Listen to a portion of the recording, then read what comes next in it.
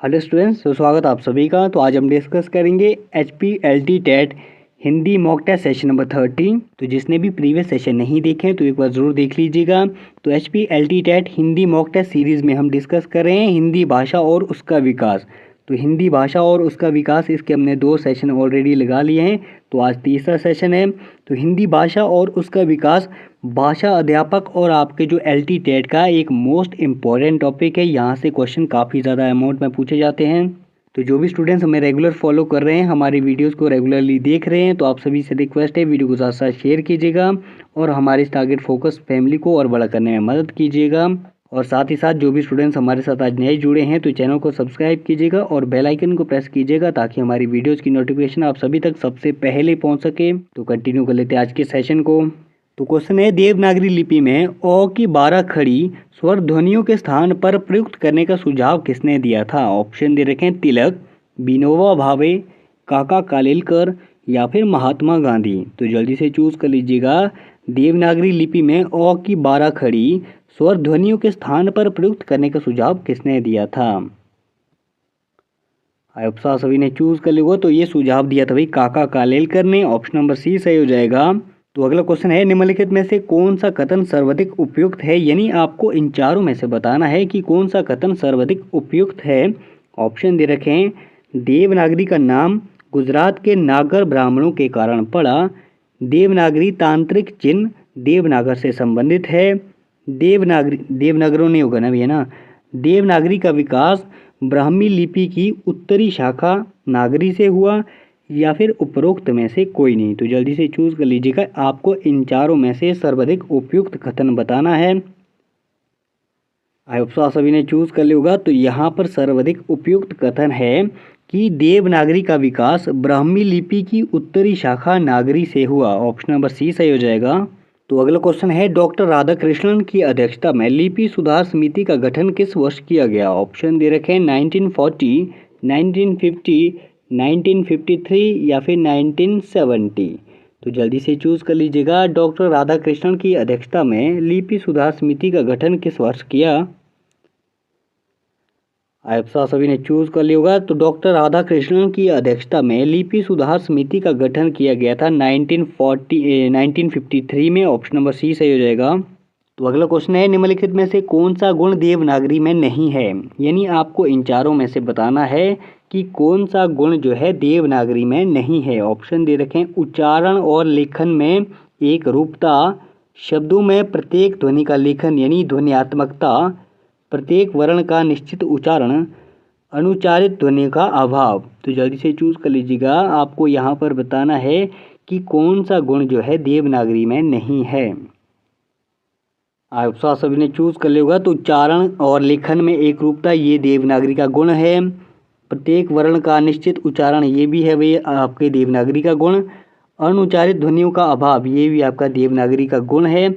परंतु आपका यहाँ पर शब्दों के में जो है प्रत्येक ध्वनि का लेखन यानी ध्वन्यात्मकता, ये आपका देवनागरी का गुण नहीं है। ऑप्शन नंबर बी सही हो जाएगा। तो अगला क्वेश्चन है, निम्नलिखित में से अशुद्ध शब्द छांटिए। तो यहाँ पर वही सीधा दिख रहा है कि अशुद्ध शब्द है 31। ऑप्शन नंबर ए सही हो जाएगा।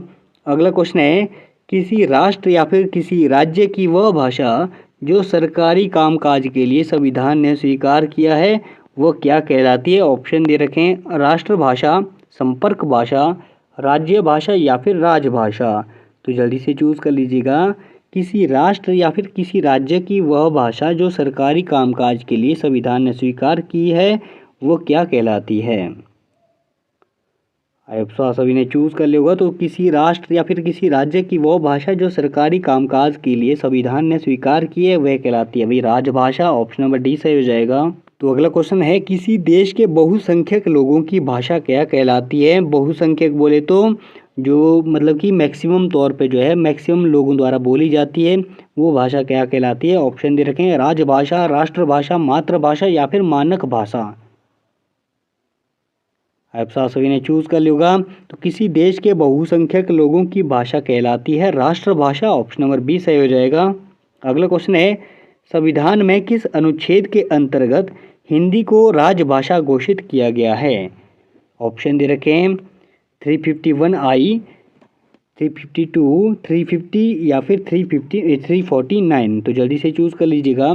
संविधान में किस अनुच्छेद के अंतर्गत हिंदी को राजभाषा घोषित किया गया है?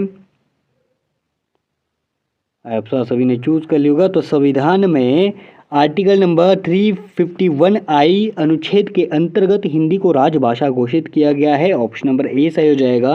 तो अगला क्वेश्चन है, हिंदी दिवस कब मनाया जाता है? ऑप्शन दे रखे हैं 30 दिसंबर, 14 दिसंबर, 14 सितंबर या फिर 30 सितंबर। तो जल्दी से चूज़ कर लीजिएगा, हिंदी दिवस कब मनाया जाता है? आप सभी ने चूज़ कर लिया होगा। तो हिंदी दिवस मनाया जाता है 14 सितंबर को। ऑप्शन नंबर सी सही हो जाएगा। अगला क्वेश्चन है, हिंदी खड़ी बोली का विकास किस भाषा से हुआ? ऑप्शन दे रखे हैं संस्कृत, प्राकृतिक, ब्रजभाषा या फिर अपभ्रंश। तो जल्दी से चूज़ कर लीजिएगा, हिंदी खड़ी बोली का विकास किस भाषा से हुआ? आप सभी ने चूज़ कर लिया होगा। तो हिंदी खड़ी बोली का विकास हुआ है अपभ्रंश भाषा से। ऑप्शन नंबर डी सही हो जाएगा। तो अगला क्वेश्चन है, अपभ्रंश भाषा में रचित रामचरित है, यानी आपको बताना है कि अपभ्रंश भाषा में जो रचित रामचरित है ये क्या है भाई? ऑप्शन दे रखे हैं रामायण, रामचंद्रिका, पाउमचर्यो या फिर महापुराण। तो जल्दी से चूज़ कर लीजिएगा, अपभ्रंश भाषा में रचित रामचरित है। आशा करता हूँ आप सभी ने चूज़ कर लिया होगा। तो अपभ्रंश भाषा में रचित रामचरित है पाउमचर्यो। ऑप्शन नंबर सी सही हो जाएगा।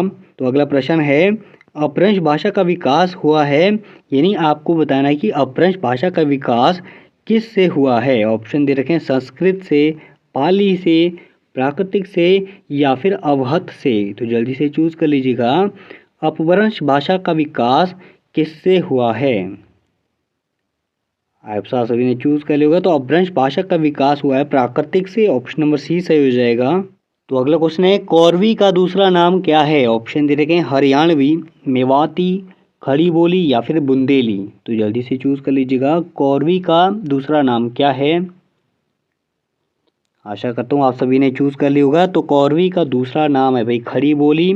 तो ऑप्शन नंबर सी सही हो जाएगा। अगला क्वेश्चन है, निम्नलिखित में से हिंदी का प्रथम प्रचारक कौन था? ऑप्शन दे रखे हैं महात्मा गांधी, पुरुषोत्तम दास टंडन, स्वामी दयानंद सरस्वती या फिर महावीर प्रसाद द्विवेदी। तो जल्दी से चूज़ कर लीजिएगा, निम्नलिखित में से हिंदी का प्रथम प्रचारक कौन था? आशा करता हूँ आप सभी ने चूज़ कर लिया होगा। तो हिंदी का प्रथम प्रचारक था भाई Swami Dayanand Saraswati. Option number C सही हो जाएगा। तो अगला प्रश्न है, ब्रजभाषा का विकास किस अपभ्रंश से हुआ है? ऑप्शन दे रखे हैं पेशाची, खस, नागर या फिर शौर सैनी। तो जल्दी से चूज़ कर लीजिएगा, ब्रजभाषा का विकास किस अपभ्रंश से हुआ है? आशा करता हूँ आप सभी ने चूज़ कर लिया होगा। तो ब्रजभाषा का विकास हुआ है शौर सैनी अपभ्रंश से। ऑप्शन नंबर डी सही हो जाएगा।